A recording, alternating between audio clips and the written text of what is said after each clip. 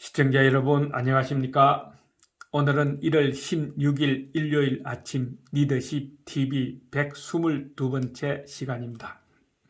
오늘의 배경 화면은 서울의 어느 한 골목길 야경을 담아 봤습니다.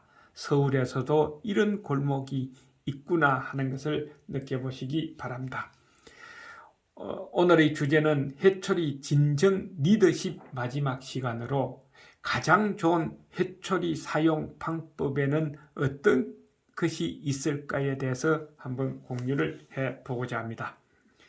훌륭한 지도자는 상대방을 볼 때 좋게 보는 눈, 사랑하는 마음, 칭찬하는 입을 가져야 가장 자연스럽게 칭찬하는 말이 절로 나온다 하는 것입니다. 그렇게 하려면은 대화를 하거나 평가를 할 때는 상대방의 칭찬을 80%, 주의를 20% 비율로 가급적 유지해야 가장 좋은 관계를 유지할 수가 있다 하는 것입니다.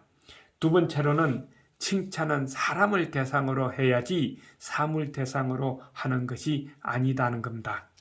가끔 우리는 친구한테 이런 말을 하지요. 야, 역시 참 사람이 좋으니까 어떤 옷을 입어도 인물이 나구만. 이거는 사람 대상입니다. 그런데 야, 오늘 너 그 옷 입으니까 참 인간답다. 이것은 사물 대상이죠. 어떻게 칭찬을 해야 하느냐 하는 것을 알아야 된다는 겁니다. 세 번째로는 칭찬은 있는 그대로 또 보고 느낀 대로 칭찬을 해야지 대상자인 본인은 다 알고 있는데 과장된 칭찬이나 허풍의 칭찬은 오히려 마음속으로 비웃으며 칭찬으로 받아들이지 않기 때문에 금지해야 한다 하는 것입니다. 또 칭찬은 격려, 고무, 보람을 느끼는 말로 칭찬을 해야 한다 하는 것입니다. 그래서 내 사람을 만들고 좋은 인간관계를 유지하고 적재적소에 사람을 잘 쓰려면 칭찬을 잘 할 줄 알아야 하는 것이 지도자의 능력이다 하는 것입니다. 그렇게 하려면 평상시에 좀 숙달이 되어야 되겠죠. 반대로 잘못했을 때는 꾸중보다는 주의나 또 큰 소리로 화내고 꾸중할 것이 아니라 충고를 주는 것이 가장 바람직하다 하는 것입니다.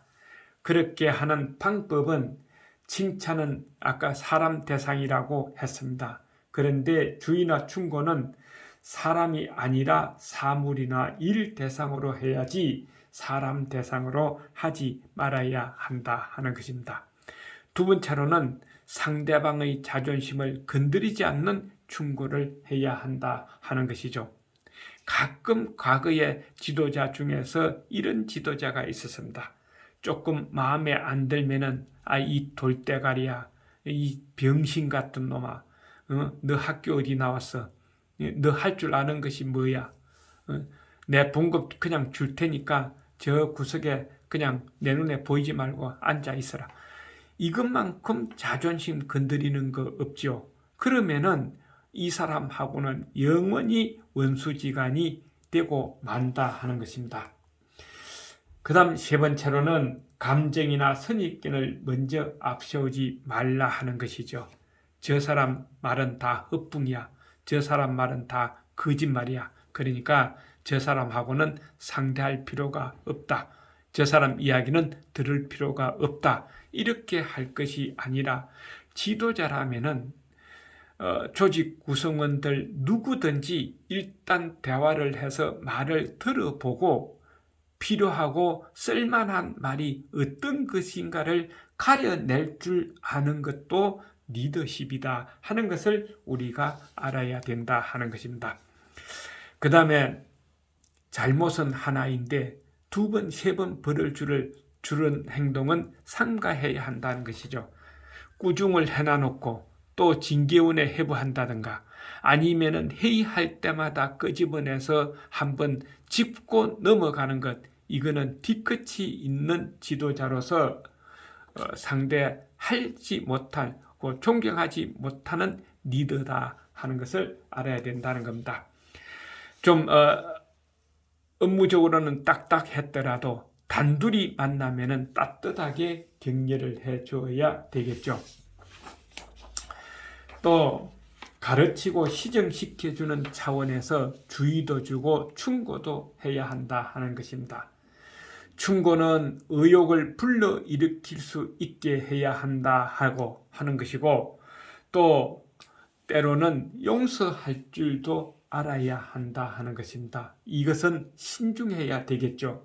큰 문제도 아니고 바로 시정할 수도 있고 조직이나 다른 사람들에게 해를 끼치지 않을 때는 보고도 못 본 채 또는 알고도 모른 채 하고 넘어갈 줄도 알아야 조직 구성원들이 봤을 때에 알고 나를 봐주는구나, 내가 앞으로 잘해야 되겠다 하고 깨우칠 수 있기 때문에 그렇다 하는 것입니다. 자, 그렇다면은 해처리에 대한 지도자의 사고와 행동이 구성원 또는 타인에게 주는 영향은 어떤 것일까 하는 것입니다. 지도자 또는 리더가 되겠죠. 지도자의 태도, 마음가짐, 자세, 행동 등이 구성원들에게 큰 영향을 미치게 된다는 것은 잘 알고 있는 사실입니다. 그래서 지도자는 항상 솔선수범하고 인품을 가져서 어느 누가 보더라도 저 사람은 뭔가 좀 특이하다, 독특하다 하는 쪽에 이야기를 들어야 되는데, 나쁜 쪽에 독특하고 특이하다가 아니라 참 부드러우면서도 뭔가 끌리는 맛이 있다는 쪽으로 독특해야 된다 하는 것입니다.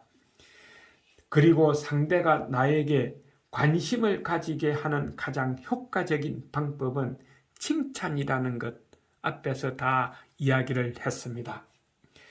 그러니 조직 구성원을 무시하지 말고 또 상호 보완 관계로 생각해야 할 것입니다. 왜냐하면 각자 자기 역할이 있고 어느 누구나 뭔가 한 가지는 잘하는 소질을 가지고 있기 때문에 그렇습니다. 우리는 가끔 이런 예를 잘 듭니다. 닭이 울어 때를 알리고 고양이는 쥐를 잡고 소는 논밭을 갈고 일을 하며 무거운 짐을 운반해주고 돼지는 먹고 놀지만은 나중에 고기를 우리에게 주고 개는 도둑을 지켜주듯 조직 구성원들도 하나의 능력을 가지고 있다. 그러므로 리더십은 소질을 찾고 그 능력을 찾아서 발휘하도록 하는 것이 리더의 역할이고 리더십이다 하는 겁니다. 그래서 가끔 이 사랑의 해초리가 필요하다 하는 것이죠. 오늘의 결론을 맺어보라 하고 이야기를 한다면은 이렇게 해야 되지 않겠느냐 하는 겁니다. 사람을 따르게 해서 이끌어가는 데는 강압적이고 체벌의 해초리보다는 따뜻한 정이 훨씬 좋은 방법이라는 것을 권율 장군의 행적에서 알 수가 있습니다. 그의 인간적인 대인관계나 부하관리가 두드러지게 크게 부각되어 기록되어 있음을 옛 문헌에서 알 수 있기 때문에 그렇다 하는 것이죠. 이런 이야기를 했습니다. 사람을 거느림에 있어서 잘 진화하고 사랑하며 성심을 보이고 정으로 대하고 엄격하지 않았기에 사람들이 즐겨 복종함으로써 위급할 때는 모두가 하나 되어 힘을 발휘해서 지도자가 아랫사람으로부터 은혜를 받게 된다 하는 것입니다. 그래서 권율 장군은 이런 리더십으로 인해서 행주 대첩부터 큰 전투 승리를 하게 되었다 하는 이야기입니다.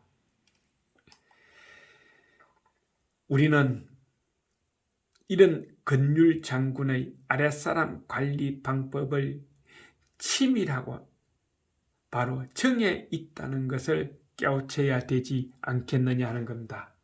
그런데 대부분의 사람들은 정이 리더십의 저해 요소라고 합니다. 과연 정이 리더십의 저해 요소일까요? 한번 생각해 보시기를 바랍니다. 리더십 TV 하준호였습니다. 다음 시간에 뵙겠습니다. 건강하십시오.